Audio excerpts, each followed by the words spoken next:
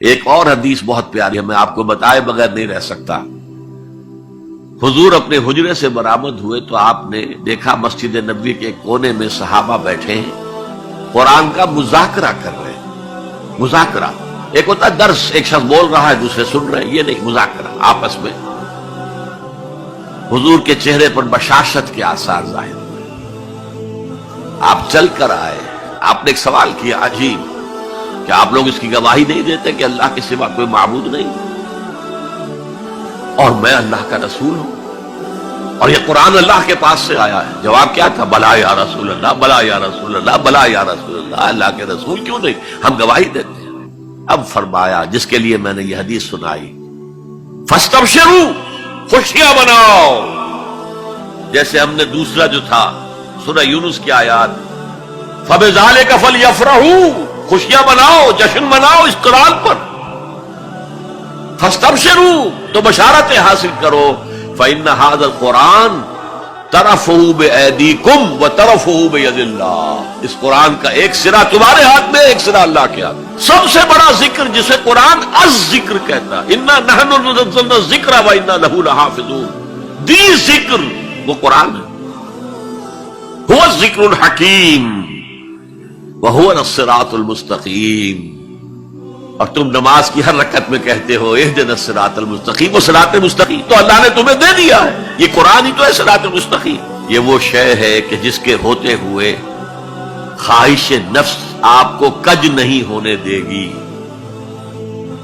زیغ نہیں آئے گا اس کے ساتھ، اس کے ہوتے ہوئے کبھی کجی نہیں آئے گی تمہارے اندر، زبانیں التباس نہیں پیدا کر سکے گی۔ قرآن جو ہے اپنی حفاظت خود کرتا ہے، اس پر باطل حملہ آور ہو ہی نہیں سکتا، نہ سامنے سے نہ پیچھے سے۔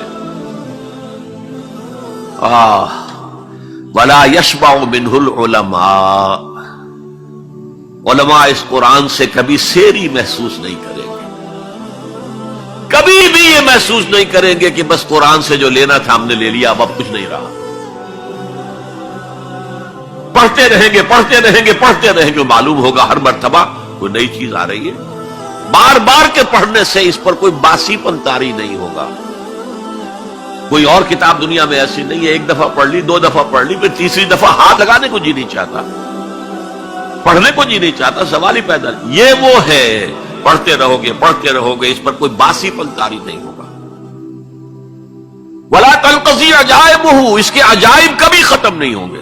یہ وہ کتاب ہے جسے جیسے ہی جنوں نے سنا فوراً کہا ہم نے آج ایک بہت عمدہ کلام سنا ہے، کتاب سنی ہے، تو ہم تو ایمان لے آئے۔ ایک دفعہ سنا ہے اور وہ دائی بن کر چلے گئے، یا قومنا اجیبوا داعی اللہ، اے ہماری قوم کے لوگوں اس اللہ کی طرف پکارنے والے کی آواز پر لبیک کہو۔ اب چار جملے جو آئے ہیں وہ اس حدیث کے اندر جو اہم ترین چیز ہے وہ ہے من قال بہ صدق، جس نے کوئی بات اس قرآن کی بنیاد پر کہی اس نے سچ کہا۔ ومن عمل بہ اجر، جس نے اس پر عمل کیا اس کا اجر محفوظ۔ ومن حکم بہ عدل، اور جس نے اس کی بنیاد پر کوئی فیصلہ کیا اس نے عدل کیا۔ اور آخری جملہ کاش کہ اس کا مصداق اللہ مجھے بھی اور آپ کو بھی بنا دے، وَمَن دَعَا إِلَيْهِ هُدِيَ إِلَىٰ صِرَاطٍ مُسْتَقِيمٍ، جو اس قرآن کی طرف لوگوں کو بلائے گا، کسی اور کو ہدایت ہو نہ ہو، اس کی ہدایت ہو گئی۔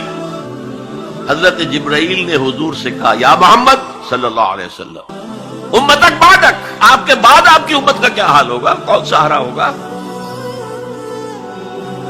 حضور نے فرمایا مل مخرج منہا یا جبرائیل، اے جبرائیل تم بھی بتاؤ اس مسئلے کا حل کیا ہے، نکلنے کا راستہ کون سا ہے؟ تب حضرت جبرائیل نے یہ ساری حدیث پڑھی، گویا کہ اس کے راوی اول حضرت جبرائیل ہے، راوی ثانی حضور ہے، راوی ثالث حضرت علی ہے رضی